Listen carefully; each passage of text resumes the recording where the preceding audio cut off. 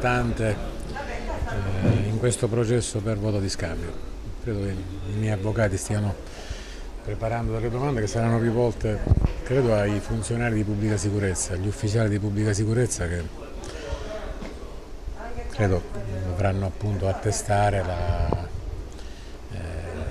veridicità delle intercettazioni e delle testimonianze. Per ora siamo a questa fase, poi io sarò interrogato successivamente. Può darsi che faccia delle dichiarazioni spontanee. Sì, in base a come...